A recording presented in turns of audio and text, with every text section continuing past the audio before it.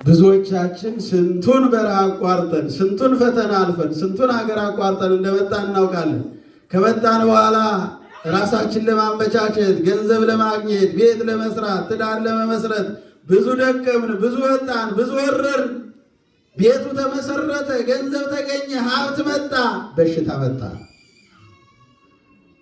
የፈለግነውን ሳናገኝ ሌላውን ፈተና ስናልፈው ሌላ ፈተና ይመጣል። ሌላውን ችግር ስናልፈው ሌላ ችግር ይመጣል። ስለዚህ በዚህ ምድር የተሳካ የተሟላ የተስተካከለ አእምሮአችን የሚያርፍበት ልቡናችን የሚደሰትበት ፍጹም የሆነ ደስታ የለም። ለዚያ ነው ነቢየ እግዚአብሔር ሰሎሞን ከመወለድ ቀን የመሞት ቀን ይሻላል። ፍጹም የሆነ ደስታ የሚገኘው ከሞት በኋላ ነው። ማን ነው ደስተው? ራሱ ኢየሱስ ክርስቶስ። ማን ነው ደስተው? ራሱ ባለቤቱ መድኃኔ ዓለም ክርስቶስ። እሱ ፍጹም ደስታ ስለሆነ ተፈስሑ በኩሉ ጊዜ፣ ሁል ጊዜ ደስ ይበላችሁ ይላል ቅዱስ ጳውሎስ። ተፈስሑ በእግዚእነ በኩሉ ጊዜ፣ ሁል ጊዜ በእግዚአብሔር ደስ ይበላችሁ። ሌላ ደስታ ስለሌለ ማለት ነው። እንዲሁም ነቢየ እግዚአብሔር ዕንባቆም የተባለው ነቢይ እንዲህ ብሎ ይናገራል። ላሞች ይላል ከበረት ባይኖሩ፣ በጎችም ከጋጥ ባይኖሩ፣ በለስ ባታፈራ፣ ዘይትም ፍሬዋን ባትሰጥ፣ ወይራ ፍሬውን ባይሰጥ፣ ወአንሰ እትፌሳ በእግዚአብሔር፣ እኔ ግን በእግዚአብሔር ደስ ይለኛል ይላል። ፍጹም ደስታ እሱ ስለሆነ ይህን ደስታ የምናገኘው ይህን ፍጹም ደስታ የምናገኘው ከሞት በኋላ ባለው ጉዞ ነው ማለት ነው። ስለዚህ ድንግል ማርያም ደስታዋን የጀመረችው ከሞተችበት ጊዜ ጀምሮ ነው። ከዚያ በፊትማ ቅድም አባታችን እንዳሉት መከራ ነበር። መከራውን የጀመረችው በማኅፀነ ሐና ሆና ነው። ስደት የጀመረችው ሐና በራሷ ድንግል ማርያምን ስለጸነሰች ተሰዳለች። የተወለደችው በስደት ነው። ያደገችውም በስደት ነው። አሁን እኛ በቤተ መቅደስ አደገች ብለን ስንዘምር የደስታ ኗኗር ሊመስላችሁ ይችላል።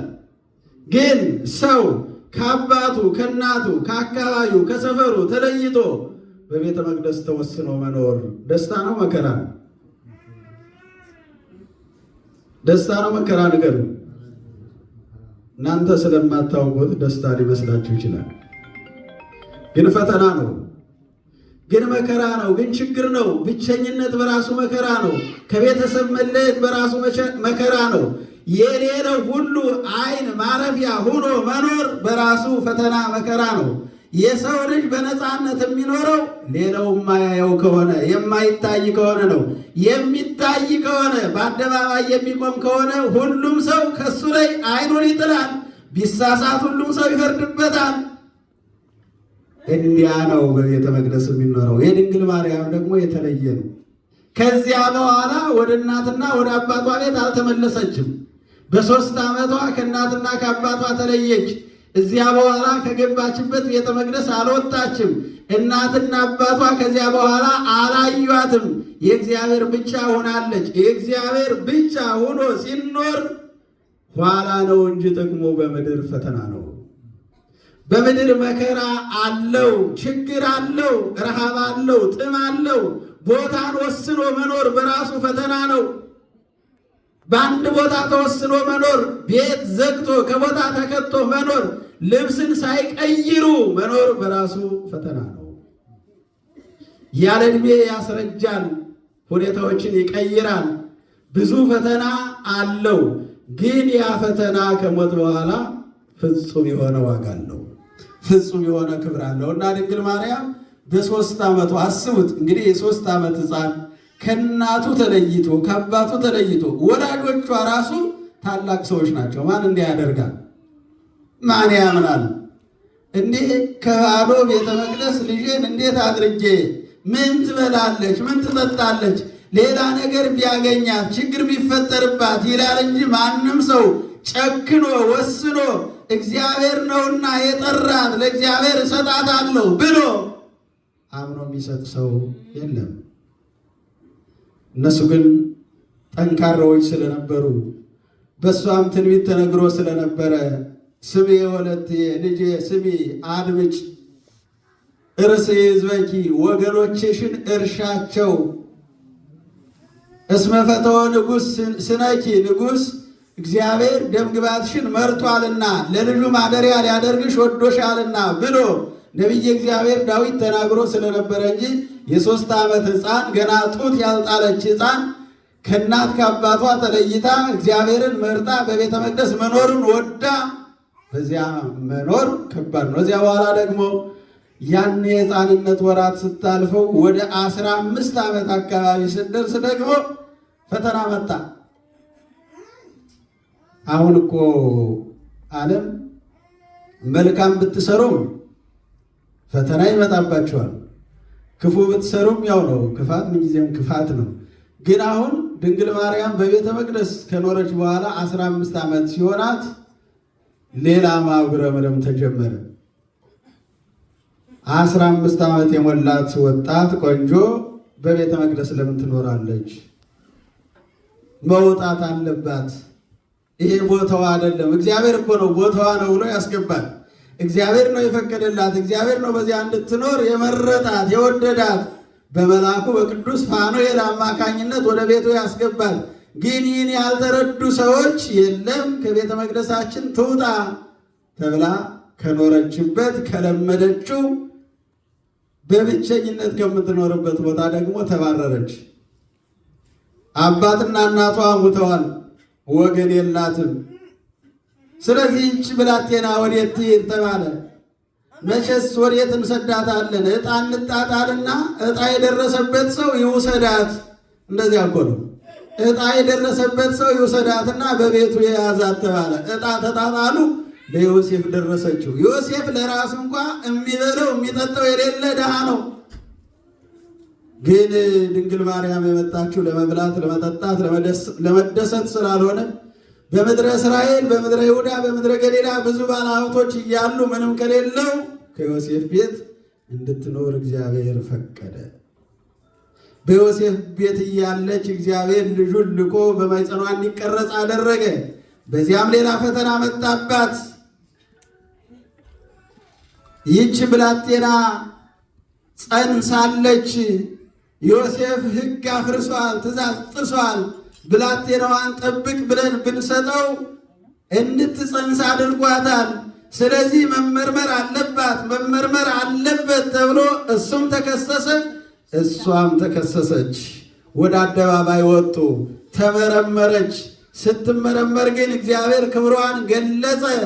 በዚያ መንገድ ሳይሆን በግብረ መንፈስ ቅዱስ፣ በመንፈስ ቅዱስ ሥራ፣ በቅዱስ ገብርኤል አብሳሪነት፣ በእግዚአብሔር ወልድ ፈቃድ፣ በእግዚአብሔር መንፈስ ቅዱስ ጥበብ የእግዚአብሔር ልጅ ቀዳማዊ ቃል በማኅፀኗ እንዳደረ እግዚአብሔር ክብሯን ገለጸ። ያን ሌሎች የታሙ የተጠረጠሩ ሴቶች የሚጠጡትን ማየ ዘለፋ የሚባል ሰውነትን ቆራርጦ የሚጥል ለድንግል ማርያም ሲያጠጧት፣ ለእሷ ግን ክብሯን የሚገልጽ ፊቷን እንደ ፀሐይ የሚያበራ ጠላቶቿንና ከሳሾቿን የሚያሳፍር ሆኖ ተገኘ። ያን ጊዜ ምን አሉ? ይህችን ብላቴና በከንቱ አምተናታል። ስለዚህ እግዚአብሔር የተናገረው ሳይሆን አይቀርም፣ በዚች ብላቴና የእግዚአብሔር ልጅ ሊገለጽ ወዷል ማለት ነው ብለው አመኑ ይላል። እዚያ በኋላ እናት በሌለችበት፣ አባት በሌለበት፣ ወንድም በሌለበት፣ እህት በሌለበት በዮሴፍ ቤት ድንግል ማርያም ልጇን ወለደች። እንዲያውም በበረት አስቡት ፈተናውን። በበረት በእርግጥ ሴቶችን የሚሰማቸው ስሜት የለባትም ድንግል ማርያም። ስትጸንሰው ስትወልደው ሰላማዊ ኢየሱስ ክርስቶስን ስለሆነ የጸነሰችው፣ ሰላማዊ ኢየሱስ ክርስቶስን ስለሆነ የወለደችው፣ ስትወልደውም ስትጸንሰውም ሴቶችን የሚሰማቸው ጭንቀት ችግር አልነበረባትም። በጸነሰች ጊዜም ሴቶችን የሚሰማቸው ስሜት አልነበረባትም። እንዲያውም እንዲህ ይላል፣ ቦ አመታ ቀያይህ፣ አንዳንድ ጊዜ ፊቷ ጽጌረዳ የጽጌረዳ አበባ ይመስል ነበር። ቦ አመት አይመለምል፣ ሌላ ጊዜ ደግሞ ፊቷ ቅጠል መልካም አረንጓዴ አይነት ቅጠል ይመስል ነበረ። ቦ አመት ዓመት አቀያይህ፣ ሌላ ጊዜ ደግሞ ፊቷ በብርሃን ይሞላ ነበረ። ይህ የሚሆነው መለኮትን እንደጸነሰችና በክብረ መለኮት እንደከበረች ለመግለጽ ነው ይላል። እዚያ በኋላ ደግሞ ለመቆጠር ከአዳም ወገን ናትና ሕዝቡ ሲቆጠር ለመቆጠር ሄደች። ስትመለስ በረሃ ላይ ቤተልሔም ላይ ልጇን ወለደች። በወለደች ጊዜ ደግሞ ሌላ ታሪክ መጣ። አመስጋኝ አማሳኝ ይላሉ አባቶቻችን። ምን ማለት ነው? ሰው ሲመሰገን ነው ጠላትም ይመጣበታል። ካልተመሰገነ ካልሰራ የተሻለ ነገር ካላሳየ ጠላት የለው። ማን ይናገረዋል? የሚመሰገን ከሆነ የሚታይ ስራ ከሰራ የሚታይ ነገር ካለው ጠላት ይነሳበታል፣ የሰዎች ዓይን ያርፍበታልና እዚያ በኋላ የተወለደው የአይሁድ ንጉሥ ወዴት አለ እያሉ የምስራቅ ሰዎች ሲመጡ ደግሞ የአካባቢው መሪ ሄሮድስ እንዴ እኔ ንጉሥ እያለው እንዴት ሌላ ንጉሥ መጣ? ይህን ንጉሥ ካልገደልኩትማ እኔ መኖር አልችልም ብሎ ሌላ ነገር አመጣ። በዚህ ምክንያት ደግሞ ተሰደደች ልጇን ይዛ። አያችሁ፣ በ3 ዓመቷ ከእናት ከአባቷ ቤት ተሰደደች። በ15 ዓመቷ ከቤተ መቅደስ ተሰደደች። እንደገና 1 ዓመት ከሆናት በኋላ ደግሞ ልጇን ወልዳ ተሰደደች። ለ3 ዓመት ከ6 ወር ከአንዱ በረሃ ወደ አንዱ በረሃ፣ ከአንዱ ሀገር ወደ አንዱ ሀገር፣ ከአንዱ አውራጃ ወደ አንዱ አውራጃ ልጄን ይገሉብኛል በሚል መከራዋን አየች። ከዚያ በኋላ ዘመኑ አልፏል፣ ሕፃኑን የሚፈልጉት ሰዎች ሞተዋልና ተመለሽ ተባለች። ተመለሰች ወደ ሀገሯ። ልጇ መድኃኔዓለም ክርስቶስ 30 ዓመት ሞላው። በዮርዳኖስ ተጠመቀ። ደስ አላት። ያን ክብር ታይ ነበር። አብ በደመና ሆኖ ሲመሰክር፣ መንፈስ ቅዱስ ሲወርድ፣ እግዚአብሔር ወልድ በአንድነት በሦስትነት ክብሩን ሲገልጽ፣ ባሕር ስትጨነቅ በብርሃን ስትሞላ ታይ ስለነበረ ደስ አላት። እዚያ በኋላ ልጇ ትቷት ደግሞ ወደ ገዳም ገባ። ለ40 ቀን አላየችውም። በሱ ታስብ ነበር። ከ40 ቀን በኋላ ወደ እናቱ ቦታ መጣ። ወደ ሰርግ ቤት ሄደ። እሷም ተገኘች። አምላክነቱን ተረዳች። በዚያ ሰርግ ቤት ታምር አደረገላት። በዚያ ደስ አላት። ከዚያ ታምር በኋላ ደግሞ ፈተና መጣ። ሰዎች መድኃኔዓለም ክርስቶስ ሲያስተምር ይሄ ሕግን ሊያፈርስ መጥቷል፣ በእኛ ላይ ጠላት ሊያስነሳብን ነው፣ እነግሳለሁ እያለ ያስወራል፣ ሮማውያን መጥተው ሊጨፈጭፉን ነው እያሉ ቤተ አይሁድ ጸሐፍት ፈሪሳውያን በየጊዜውና በየሰዓቱ ስለሚከሱት ስለሚወቅሱት ለመግደልም ሁልጊዜ ስለሚያስቡ በዚያ ትጨነቅ ነበረ። የመጨረሻ በዕለተ ዓርብ መድኃኔዓለም ክርስቶስ ዓይኗ እያየ ግንድ ተሸክሞ በአንገቱ ገመድ ገብቶ ወደፊትና ወደ ኋላ እየወደቀ 14 ጊዜ ሲወርቅ ሲነሳ፣ እንደገና ደግሞ ራቁቱን ሆኖ በሁለት ወንበዴዎች መካከል ሲሰቀል፣ ደሙ እንደ ጎርፍ ሲወርድ፣ ስጋው እየተቆረጠ ሲወርድ፣ መከራ ሲቀበል ያን ሁሉ እንድታይ አደረጋት። ዘመዶቻችን መከራ ሲገጥመን ድንግል ማርያምን ነው መመልከት ያለብን። ፈተና በገጠመን ጊዜ እሷን እንመልከታት። እንዳታይ ማድረግ እኮ ይችል ነበር መድኃኔዓለም ክርስቶስ። ግን የዚህን ዓለም ፈተና በጽናት ማለፍ አለባት። ለሌሎች እናት ስለሆነች አብነት ስለሆነች ማየት አለባት ብሎ እንድታይ ያደረጋት። እዚያ በኋላ የሚገርመው ነገር እስከምታርፍበት ቀን ድረስ ያ መከራው እየታሰባት ከልጇ መቃብር እየሄደች ትጸልይ ነበር። ያ መከራ እየታሰባት ያ መከራ ከሷና ከዮሐንስ ወልደ ነጎድጓድ አልወጣም ነበር። ዮሐንስ 70 ዘመን ቁጹረ ገጽ ሆኖ ኖረ ይላል። ይሰማቸዋል። ቁጹረ ገጽ ማለት ፊቱ የተቋጠረ ተፈቶ የማያውቅ ደስታ ያልፈተው አንድ ቀን እንኳ ሳይደሰት የክርስቶስን መከራ መስቀል እያሰበ ግርፋቱን እያሰበ ሞቱን እያሰበ ሆምጣጣ መጠጣቱን እያሰበ እንግልቱን እያሰበ አንድ ቀን እንኳ ፊቱ ሳይፈታ በሐዘን 70 ዘመን ሁሉ አሳለፈው ይላል። ድንግል ማርያም ከዚያ በኋላ ለ15 ዓመት ቆይታለች። ለ15 ዓመት ስትቆይ ግን አንድ ቀን ሳታቋርጥ በልጇ መቃብር እየቆመች ትጸልይ ነበረ። እዚያ በኋላ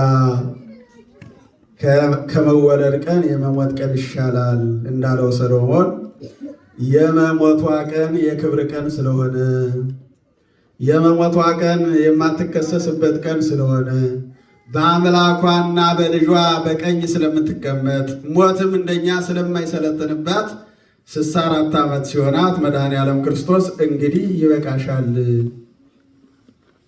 አሁን የማረፊያሽ ጊዜ ደርሷል እና እረፊ ብሎ በዛሬው ዕለት ማለት ነው ጥር 21 ቀን በዕለተ ሰንበት ነው የሚለው ቅዱሳን መላእክት እሷ ወዳለችበት መጥተው ነቢየ እግዚአብሔር ዳዊት መሰንቆ እየመታ ዕዝራ በገና እየደረደረ ቅዱሳኑ መላእክቱ ደግሞ መድኃኔዓለም ክርስቶስን አጅበው መጥተው ዳዊት ስምዒ ወለትየ ክነፈ ርግብ በርዘ ግቡር ወገባዋትያኒ በአመልማለ ወርቅ እያለ እየዘመረ ሌሎቹም እየዘመሩ ድንግል ማርያም ነፍሷ ከሥጋዋ ተለይቶ ነፍሷን ልጇ አምላኳ ፈጣሪዋ መድኃኔዓለም ክርስቶስ ይዞ እንዳሳረጋትና ሥጋዋ ደግሞ በጌቴሴማኒ ለመቅበር ሲወስዱት አሁንም ደግሞ ጠላት ተነሳ ይላል። መቼስ የሰው ክፋት እግዚአብሔር ሰውን ከሁሉም በላይ ይወደዋል። የሰው ክፋት ደግሞ ከባድ ነው እና ከሞተች በኋላ ደግሞ ያን መድኃኔዓለም ክርስቶስን የሰቀሉ ሰዎች እንዴት ትናንትና ልጇ ከቀበርነው በኋላ ተነሳ እያሉ እያስተማሩ ብዙውን ሰው ሰበሰቡ። አሁን ደግሞ እሷን ከተቀበረች በኋላ ተነሳች እያሉ ይናገራሉና ከመቀበሯ በፊት ወይም ወደ መቃብር ከመውረዷ በፊት በእሳት እናቃጥላትና እንደተቃጠለች ለዓለም እንንገር። አያችሁ፣ ቅድም ከሞት በኋላ ክስ የለም ብያችሁ ነበር አለ። ግን ዛሬ የሚከሱ ሰዎች አሉ። የዛሬ 100 ምናምን ዓመት የተሰራውን የሰሩትን ሰዎች የሚከሱ የሚወቅሱ በሌሉበት የሚናገሩ ግን ሰው ከሞተ በኋላ አይከሰስም፣ አይወቀስም። ለምን? መልስ መስጠት ስለማይችል። ይሄ እውነት ነው፣ ይሄ ሐሰት ነው ማለት ስለማይችል፣ ራሱን መከላከል ስለማይችል። ግን እነዚህ ሰዎች አስከሬን ተቃወሙ። ማቃጠል አለብን አሉ።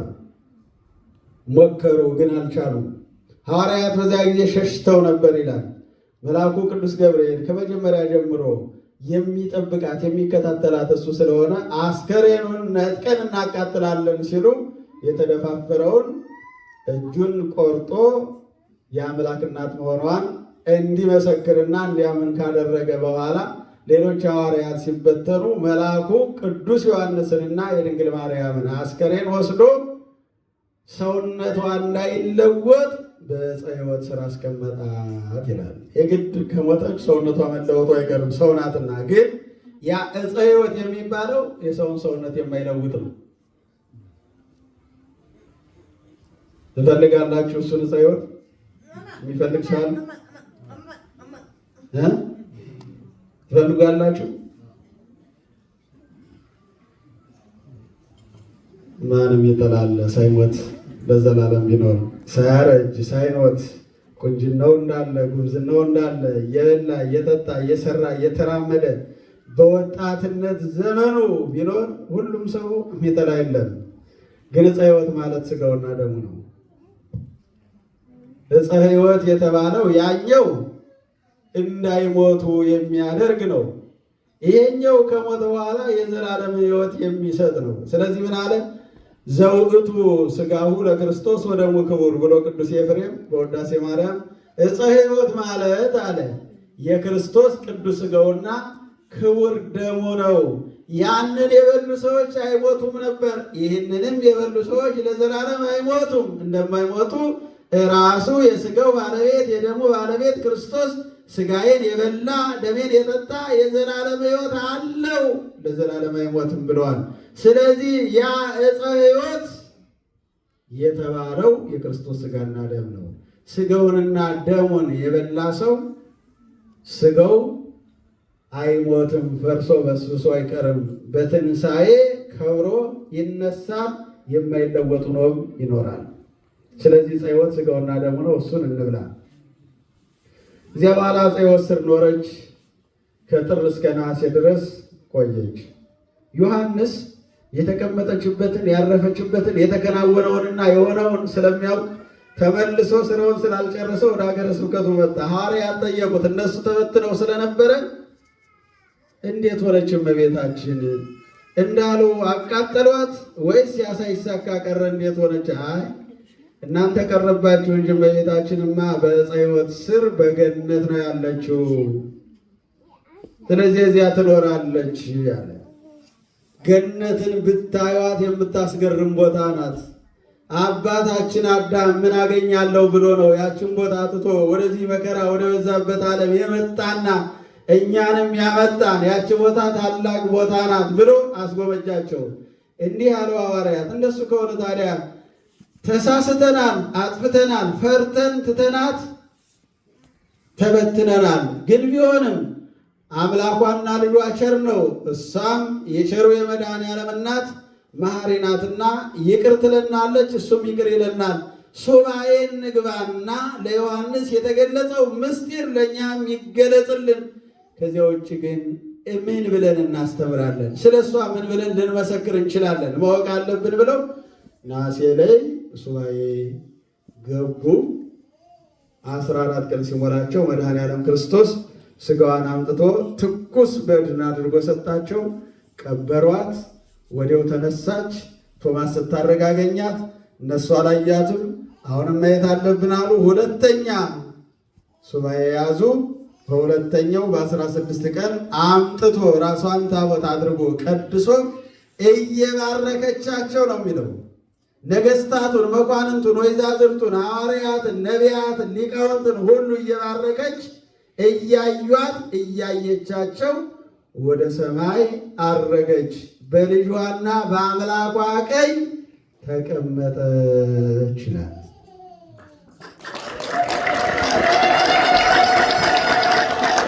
እኛም የምንናፍቀው የልጇን ቀኝ ነው።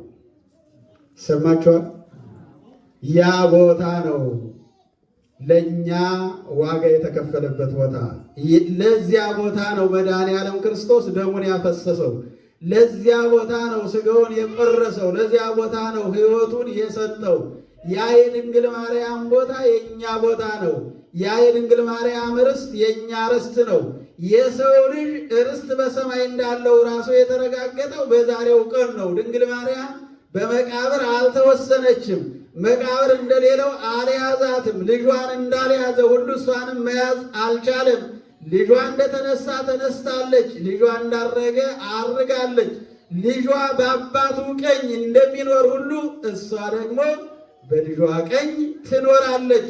እኛም መድኃኔዓለም ክርስቶስን ንጉሥ እሷን ንግሥት አድርገን እኛ ደግሞ የንጉሡና የንግሥቲቱ ሰራዊት ሆነን በቀኙ ከብረን እንኖራለን። ያን የምናደርገው ግን በልጇ የባሕርይ አምላክነት ስናምን፣ በእሷ ወላዲተ አምላክነት ስናምን፣ የልጇን ሥጋ ስንበላ ደሙን ስንጠጣ፣ በዚያ ሕይወት እስከ መጨረሻው ስንጸና ንጉሡንና ንግሥቲቱን አጅበን ለዘላለም እንደዚህ ዓለም ምድር እንዳለው ንጉሥ እያስገበረንና እያስጨነቀን የሚኖር ሳይሆን በየጊዜውና በየሰዓቱ አዲስ ምስጢር እየገለጸልን በአዲስ ክብር እያከበረን ለዘላለም በማይጠፋና በማይሞት ዓለም ሁል ጊዜ በደስታ ላይ ደስታ፣ በክብር ላይ ክብር፣ በጸጋ ላይ ጸጋ እየተጨመረልን አዲስ ነገሮችን እያየን እሱን እያየን እየተደሰትንበት የምንኖርበት ዘመንና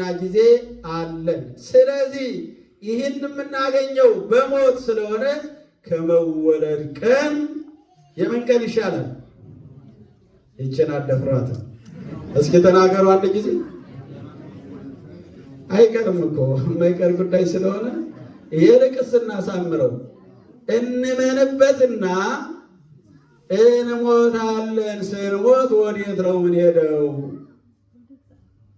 የልጁን ሥጋ በልተናል፣ ለእኛ የተከፈለውን ሕይወት አውቀናል። ያ ሕይወት አለን። ወልድ ያለው ሕይወት አለው ብሏል ቅዱስ ማነው ዮሐንስ። ወልድ ያለው ምን አለው? ሕይወት አለው። ምን ማለት ነው? ወልድ ያለው ሕይወት አለው። የወልድን ሥጋ የበላ ሕይወት አለው። ሥጋዬን የበላ የዘላለም ሕይወት አለው ብሏልና ያንን ይልቅ እንወቅበትና መሞታችን መቼ እንደሚሆን ነው እንጂ የማናውቀው፣ ሁላችንም መሞታችን እናውቀዋል። አንድ ሕፃን እንደተወለደ ሰዎች ተሰባስበው ብዙ ነገር ይሉ ነበር። በመጽሐፍ የተጻፈ ነው። አንዳንዶቹ የልጅ ንጉሥ ይሆናል አሉ። አንዳንዶቹ ደግሞ ፓይለት ይሆናል አሉ። አንዳንዶቹ ዶክተር ይሆናል አሉ። አንዳንዶቹ ጳጳስ ይሆናል አሉ።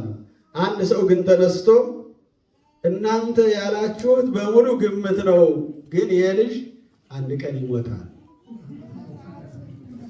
እውነቱ ይሄ ነው አይደል? የሌሎቹ ግምት ነው። ሞት ግን የማትቀር ሳንከፍላት የማትቀር ዕዳ ናት። ግን ዕዳ ሳናደርገው ዋጋ እናድርገው ነው። ዋጋ የምናደርገው እራሳችን ነን። የምናሳምረው እራሳችን ነን። ለዘላለም የምንከብርበት የምናደርገው እራሳችን ነን እና በሞት ሳንያዝ ሞት ሳይቀድመን ሞትን ቀድመን ገለነው ሕይወት የሆነውን የክርስቶስን ሥጋ በልተን ደሙን ጠጥተን ሰውነታችን በሕይወት ታትሞ የማይፈርስ ሆኖ ተዘጋጅተን ከሄድን ሞት ወደ ክርስቶስ የምንደርስበት መንገድ ነውና አይፈራም። እንደዚያ እንድናደርግ አምላካችን እግዚአብሔር ይርዳን። የእመቤታችን የድንግል ማርያም ረድኤትና በረከት አይለየን። ወስብሐት ለእግዚአብሔር።